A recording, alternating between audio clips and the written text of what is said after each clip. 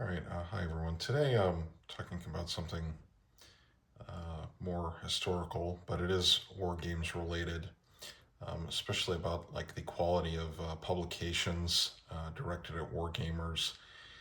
About what I research, which is the Ottoman Empire, and a lot of my research is on the Ottoman military. I'm doing my PhD in that. I don't say that to, make it seem like I'm trying to be smarter, but I'm just laying out my qualifications as I go forward. And I want to talk about the use of European sources when we're writing about the Ottomans. Are they useful? Are they not? And the answer is going to not be it's going to be, well, it's complicated. That's the historian answer. But if you want to bear with me, you might find this interesting. A lot of mainstream kind of popular publications about Ottoman warfare pretty much rely on a lot of European sources that have been published and in the public domain for a very long time. One of them, one of the famous ones I have an edition of, this is Sir Paul Ricaud's Present State of the Ottoman Empire. And this is a modern edition, but as you can see, this dates from the 17th century. Um, this book was like very successful even in the 17th century when it was first published, based on the impressions of this traveler Sir Paul Ricaud. There were other books like this, a lot of books like this published in the 16th, 17th century. I mean, even up to basically till the end of the empire, because the Ottoman Empire was different, and it's, I think, in any culture, you're kind of always attracted to what's different, right? It's a normal human thing. And the other famous one in this is Ogier Ghislain de Busbecq's Letters. And the one that's probably most used, and I would even venture to say most abused, especially in kind of wargamer directed information, is the Italian General Marsigli's treatise on the Ottoman military, and that's another one of these. It's been in the public domain. It's in French. I bet it was translated into English at some point, but how useful are these? And that's the one that's kind of used most often, I think. How useful are these? What are these texts? A lot of times, because this is where this conversation will get a little meta. So a lot of these works are kind of not really about the Ottomans. I know that sounds weird, but what some of these would do, and Busbecq is a good example of this, is Busbecq is writing in the kind of 16th century. He's a Habsburg ambassador. This is during the reign of Charles V, the great, emperor of Spain and the Holy Roman Empire. And Busbecq goes, and while Busbecq goes to the Ottoman Empire, he's going there to do diplomacy. I mean, he has a real purpose, and he writes these letters describing what he sees. But their purpose is on the one level like just information, and you can glean a lot from Busbecq about his kind of specific period. But a lot of what these are kind of um, they're engaging in something called shame praise, where especially when the Ottoman Empire was very powerful in the 16th century, and even into the 17th century, the European authors would go there. They would say, well, look, the Sultan has this standing army. And, in Europe at that time, it was mostly mercenary armies. And there were good reasons for them to do that. So it wasn't like, just this backward idea. But they would write kind of with that intention to use it as kind of a teachable moment and a way to shame. It's a thing called shame praise, in a book by I believe it's Noel Malcolm. He wrote this book, Useful Enemies, that kind of goes into this more in depth. But that's the general kind of idea. And someone like Ricout maybe, and but definitely Busbeck, he's doing this.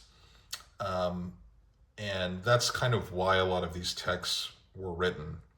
Uh, Now, that doesn't mean the information in them is wrong or kind of misrepresenting things, but that's sort of one of the reasons why they're written. And that's something you have to keep in mind when you read certain works. And this is maybe even more meta, but when you look at like these historical sources, I think this is a problem with a lot of the material that's published for wargamers. Is there's a like the authors don't necessarily know how to like look at these sources, like, oh, it's a document, we can just trust it, or it's explaining everything. I think this is my issue with like the way Marsiglia is kind of used. And the other kind of more fundamental problem is a lot of these people were not Ottoman. They were not in the kind of state apparatus. They were, even if they were diplomats and kind of had that level of familiarity, they were not like running the Ottoman government, so they kind of, their ability to get information was sort of limited. Now, on the other side, we do have sources that tell us a lot that the Ottoman documents don't, like the Venetian ambassadorial reports are very rich in that regard, because they comment on things like the women in the harem that influenced the state. This is like especially in the later 16th century and into the 17th century, where the Ottoman sources, they don't really comment on the women necessarily. It's just sort of a kind of a custom in Islamic literature. You don't really discuss your, most of the writers are men, so you don't really want to discuss like your wives and daughters kind of thing. It's just a custom, a kind of privacy custom. But the Venetians would write about this because a lot of the women were fairly influential in their way. The wives of the sultans, that sort of thing. So it's not all one way or the other. But the point is just that the use of the sources is kind of naive sometimes, and when we talk about like military information, these travel accounts aren't going to give you the same level of depth as like the actual documents. So this would be like the government documents that the Ottomans created. And there's like hundreds of thousands of them in the Ottoman archives that still survive. And that range from the palace register. So this is like any time an order is issued, there's a copy of it that's maintained, that's kept in the palace. We don't have the orders that were sent, the letters that were sent to the palace that describe like a problem in a province that would, cause the state to then issue this order.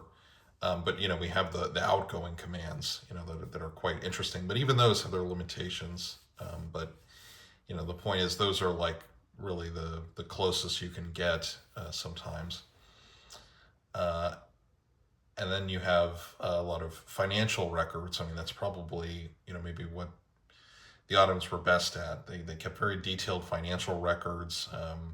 And for military campaigns, in some cases, we have the armory, like the logbook of the armory of how much equipment was produced for a particular campaign. There's one I've looked at for the Siege of Rhodes, that sort of thing. So, the European sources are just not really going to tell you that kind of information, other than, occasional sort of references, or if they have an informant, which they often did have local informants, but, that's hard to kind of verify necessarily. So what do we do, and what would, what would be a better way of getting at the Ottoman kind of view of warfare. And the first thing is, I always recommend these books, these two books specifically. If you could only get one, you want to get this one. And you don't have to read it cover to cover, but this is like the main book on Ottoman warfare that you want to buy if you only would only have one. But when Dr. Agoston published this book about 20 years ago, he was kind of responding to what I was just describing, where a lot of the information on Ottoman warfare, even in like academic literature, was based on kind of stuff like Ricaut, instead of the actual like archival documents. And he goes into that in this book, which is also worth reading. Can be a little technical, but this is based on all of the documentation about the gunpowder foundries, the types of weapons that were produced, all this sort of thing.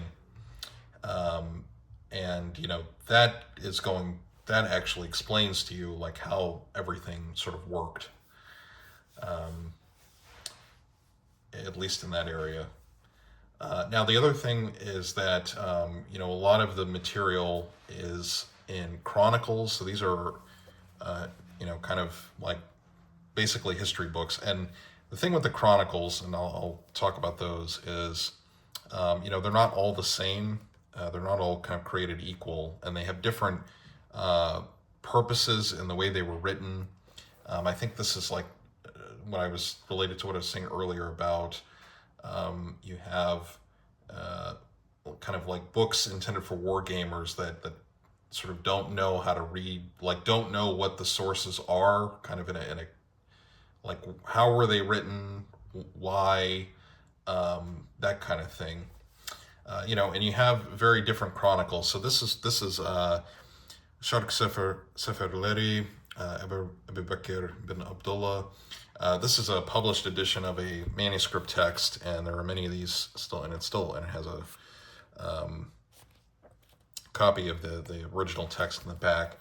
But this was about one of the campaigns in Iran in the late 16th century, and Abu Bakr bin Abdullah was actually a cavalryman. So in this case, this one he has like very detailed like descriptions of like we lined up like this, the cavalry lined up like this. I've used this book actually to make a video about Ottoman cavalry tactics, because he actually knows, he knows what they were doing. He can explain like the actual like military kind of mechanics of what was happening on the ground, which not all the chroniclers can do, because they're a lot of the chroniclers, even the ones that went on military campaigns, were they were trained to be scribes, and that involved quite often writing like very formal sort of prose, and a lot of these guys were poets. So that can tell you a lot about like certain figures of like important people, how they wanted to be remembered, this sort of thing. And not necessarily like about the actual tactics, even if the author may have had some kind of military training and then became like one of these scribes later on.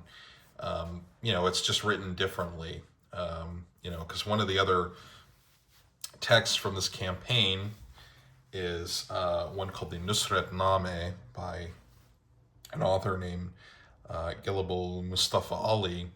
And, that's written in a very formal style, Ottoman style. It's hard to explain if probably, most people aren't familiar with the language, but it's written in a very literary style. There's a lot of information in it, but it's not, quite like this, something vernacular, like very close to the action. And you have others. This is another interesting one. This is another chronicle. This is the Tavari Jadidi Vilayati Ungarus. This is the new history of the province of Hungary, and this is written that in the 1580s, 1590s. This is before and at the beginning of a major conflict with the Habsburgs.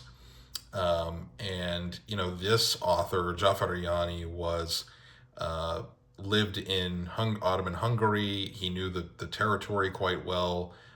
There are descriptions of several battles in this that leads me to believe that he probably knew something about like military tactics, probably because he lived on the borderland. So you have things like these two that do give you that level of information, and this is kind of to balance out those documents I mentioned earlier that were issued from the palace, where they can tell you like, okay, we order like the Pasha of Buda to mobilize your soldiers, and then we're also sending troops from the Khan of Crimea to assist you. That's a real document. Actually, it's about Bosnia, but that's a real document I've looked at. So that can actually tell you like something in depth. But like I said, not all the chronicles are like these two, where you get very detailed kind of military tactical information. And even Jafariani, I've read through this for research, and he's got a kind of purpose of the kind of moral purpose. Most of these works had a kind of moral purpose, which I don't think is invalidates them. And I'll kind of maybe touch on that at the end when I talk about another sort of meta issue. And then you have other sources like this. So this is another published edition. This is a Ruzname. So this is literally from Persian, that means a day book, so a diary. But this is I've also used this in my research. This is actually the text I used to learn Ottoman Turkish. But this is a diary that was kept by the Ottoman military. We don't know the author, but it's a journal basically of what happens every single day, and during this campaign. It's written quite well, for that, and very interesting. So we have the date, and then this is where they are. So they're at this campsite named Parlak der Pachka, and they on this day, let's see, they were, I think they were camped. Anyway, I have to sit down and like translate this, but it's that kind of information talks about the battles and that sort of thing. But again, these have to be kind of like located in different manuscript libraries, if they even exist. It's always the question of if they exist or not. So the point is there's a lot of different types of sources for the Ottomans, and the European sources are just, this is, I think, an obvious point, but they're just not going to have the information that,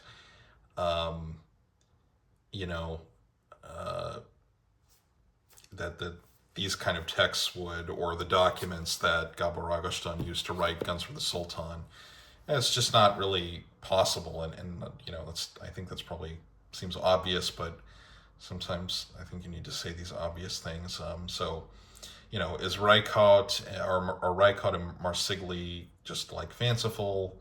No, but there's just limits to what they could know, or what they could gather. And I think for kind of more popular wargaming books, there's kind of some assumptions that make sense, of like that. Okay, if there's sources, if there's a military, there's like documentation somewhere or information that exists on every single thing that I, the war gamer, or the amateur kind of history enthusiast, want to know, like what color was the plume of the Janissaries. Actually, that's probably written down somewhere, but in an Ottoman source. But anyway, just taking that as an example, that's like you are asking that question of the sources. You're not like letting the sources kind of give you the information. And you know that's kind of a assumption of like, uh, I'm thinking like this, so uh, it must be they must have been thinking about this problem too, and maybe they were on certain things, and maybe they weren't. So I guess what I'm saying is, you can't really ask, questions and then, go collect the sources. You need to like look at the material and then figure out what you can find out, which, maybe the thing you wanted to discover just isn't there. And that happens a lot in history. The especially when we go further back into the past, and even for the Ottomans, there's tons of documents. I mean, there's probably like at least tens of thousands, if not maybe a couple 100,000 documents in the Ottoman archives over 600 years. Much of those are from the later period, but still, you have a lot of material there. And even then, it's just they're they're not going to necessarily answer questions that a war gamer would want to know. And that's that's just the nature of the thing, I guess. Um, so, and I think more fundamentally, a lot of the publications directed at war gamers just suffer from, and Wikipedia has the same problem of, you find like the most easily published sources, and then you like especially ones that are in the public domain, and then you use that to write a book, which again, it depends on what the texts you're looking at are, of course, but that doesn't necessarily mean that it's going to be like a good, um, in-depth research, for that. Um, and I guess, on a more basic level, if someone out there, wargaming wise, wants to, um, write something about like the Ottomans, you kind of have to try to learn Ottoman Turkish. Like, there's no way around that. I mean, if you don't know the language,